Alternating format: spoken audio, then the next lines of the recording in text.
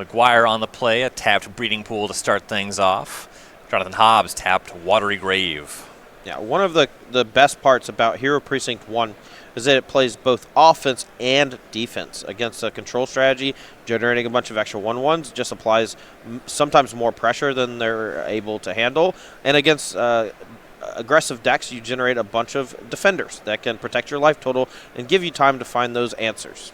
Saw Dovin get hit by a negate in the early turns here. Now Hobbs is going to fire off Thought Erasure. Takes a lot of hand. There is a Deputy Attention, Hero Precinct 1, that one's gone, and a Knight of Autumn, as well as a land. Yeah, Knight of Autumn here could play double duty at taking care of something like Search for Escanta, but it looks like Justin Maguire going to fire it off as a 4-3 and put some pressure on Hobbs. Let's see if he has the removal spell. Time was when 3-mana 4-3 would just be kind of a good card. Yeah. Roman Claws for 4, Hobbs at 16. This is not that time. Now we have to, it has to double as a removal spell or a disenchant, or also gain 5 life and draw 5 cards, you know? It's worth the Mortify for Hobbs, though, and now Maguire is going to try to make a couple Thopter tokens. Yeah, this is Depose Deploy. Going to be using the Deploy part to make some Thopters and gain some life. This is mostly just turning the card from very good on the front half. It's stalling out aggressive decks, but on the back half can double as a means of pressure. And Hobbs is going to take the opportunity to cast Precognitive Perception there on his end step. Say that one 5 times fast. I can't even say it 1 time slow. Same. Precognitive Perception. What is this, Minority Report? That's a good reference. Run! Players trading some land drops here. Hobbs is a pretty stocked hand. Just Thopter tokens attacking. Yeah. Hobbs at 12, falling to 10 here. He's got to do something about these. Yeah, eventually, or they're going to eat his life up. Now, Maguire here sitting on, it looks like multiple copies of Frilled Mystic, just kind of waiting for Hobbs to do anything, content just beating down for 2. End of turn, Moment of Craving is going to give him a bit of life back and shrink that clock in half. There's a Teferi that's been hanging out in Hobbs' hand. Possibly he's just paying respect. This looks like a deck that probably has Frilled Mystic, and one does go for his Thought Erasure, though that's met by Absorb. Yeah, and this could be a 1-2 punch to take care of all of the Frilled Mystics that Justin Maguire had access to, and that Thought Erasure now resolving and leaving him with just 2 Deputy Detention kind of rotting in his hand. And those aren't very good in this matchup, my friend. No. You can reset a Teferi for a time. Yeah. A short time. Maguire comes in for 1, finds a Hero Precinct 1. I would have loved for him to cast a Deputy Detention here, if only just to generate an extra token of Hero Precinct 1. That does leave you a little more vulnerable to Kaya's Wrath, but with your opponent still at 14 life, you know, you need to generate some amount of pressure. They have a handful of cards, but it looks like he meets the Kaya's Wrath anyway, so he saves that Deputy Detention. Yeah, Teferi into Kaya's Wrath. Now Maguire will use Deputy to grab the Teferi. We'll see how long that one sticks for.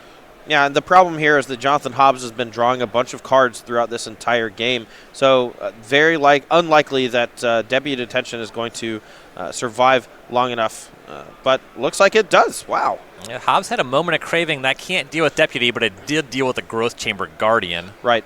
And that Growth Chamber Guardian can get out of control in this matchup for the Esper Control deck, just generating up to 4/4 creatures. So Hobbs using that Moment of Craving in a timely fashion, but finds the Mortify, gets back his Teferi, and this should be over. How long do you want to keep playing the game when your opponent has Teferi and you don't?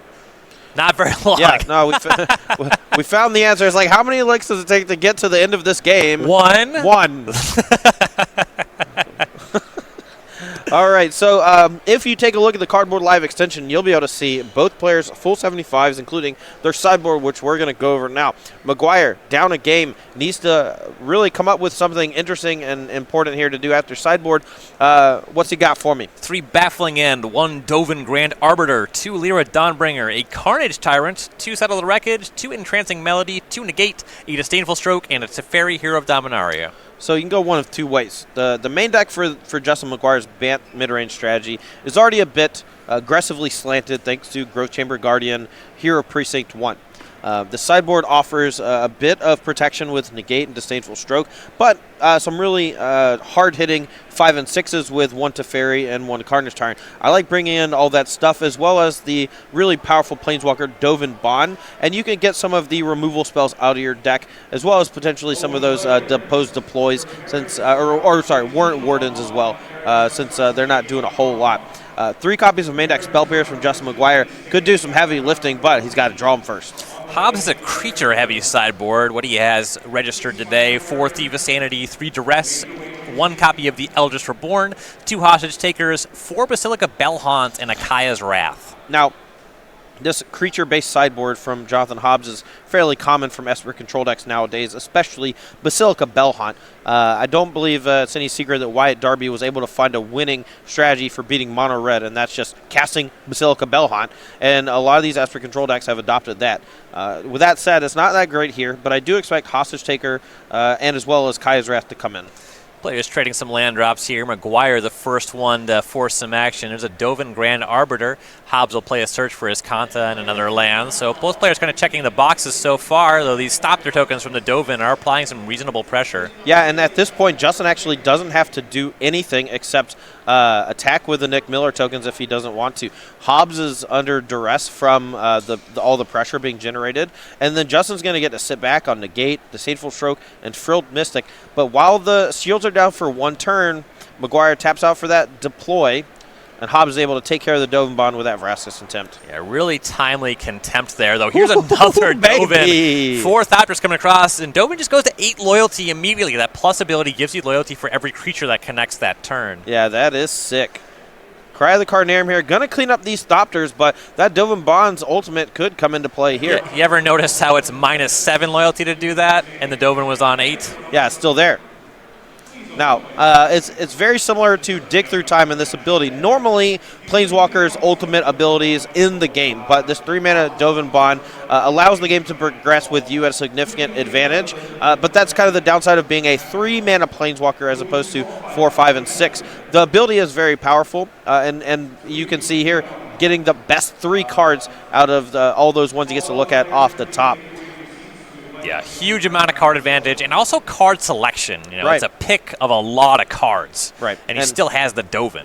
Right. And also it's important to note that the Dovin actually ultimated in just 1 tick up and then a tick down, thanks to having all those creatures in play. Really benefits you for having a bunch of those creatures on the battlefield already. Yeah, and we have seen Deposed Deploy start to be picked up by the Bant Reclamation deck. Seen it a little bit, but I think that this shell actually takes much more advantage of that card. Frequently when the Deposed side is bad, when you don't want to be tapping creatures or your opponent doesn't have creatures to tap, the card's a little bit mopey, but once you combine it with Dovin, you actually can see how powerful it was in this game.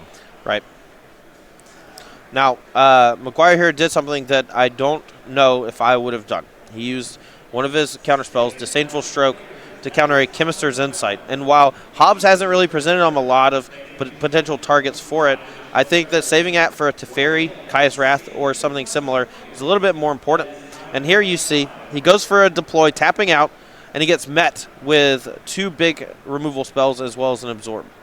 Maguire still has that 1 Thopter they made off the Dovin over a couple turns. Now he's going to try to get some loyalty back as that connects. He hits Dovin on 3 loyalty, adds a Hero Precinct 1 to the table. And Hobbs has transformed to search for his Kanta. He's actually finding a Kaya's Wrath off of that and sweeping things up. As you can see, Hobbs has had the right answers at the right time, and even though that Dovin Bond was able to do his ultimate, Maguire just burning his resources to counter the card draw, and he's really paying the price for it. That Kaya's Wrath completely taking all the wind out of his sails. And I've been impressed by Dovin in this game, but Dovin is not as good as his Kanta, the Sunken Rune. Yeah, that's certainly true. I mean, it's able to generate some Thopters, but all the life gain from Vraska's Contempt and Absorb, those little chip shots from Thopters is not really putting that much pressure on Hobbs. Yeah, and Hobbs found it to Teferi off of that last activation. He's going to jumpstart Chemister's Insight, so a lot of fresh cards in the hand. He's going to main phase Precognitive Perception. There it is. I almost said it right. Oh, you said it right. I mumbled a little bit. Well, Hobbs decides to keep all 3. I think I saw a land somewhere in those, just putting value on hitting his land drops here. One of which is a Thought Eraser. He's going to steal Conclave Tribunal. And now he's just got to figure out a way to beat these 2 Thopters and that Dovin Bond. Yeah, we're going Back to Maguire. One of those stoppers is going to get hit by a Moment of Craving, though the other will connect. Dovin's at 3, and Knight of Autumn. That one is late for the search, so that's just a 4-3 again this game. Yeah, Teferi going to tick up here, draw a card, finds a Kaya's Wrath, still gets to untap and hold up counterspell mana. This is looking so bad for Justin. Down a game, this could knock him out of top 8 contention. You could make an argument that Teferi is more powerful than Dovin. Oh, looks like we found Growth Chamber Guardian. We're going to play and activate that immediately. Going to search up another one. But not enough mana to cast and activate this one. And he just casts, wants to fade another Kaya's Wrath here. Yeah, but I mean, Hobbs has already cast 2. Well, there's a third one. Now he's cast 3. Dovin Bond's still there, but Teferi has the option to take it out. He decides to draw a card here. The disrespect. Yeah, activate Skanta the Sunken Ruin, and still gets to untap and hold up mana for that absorb. That's the Grand Arbiter you're talking to.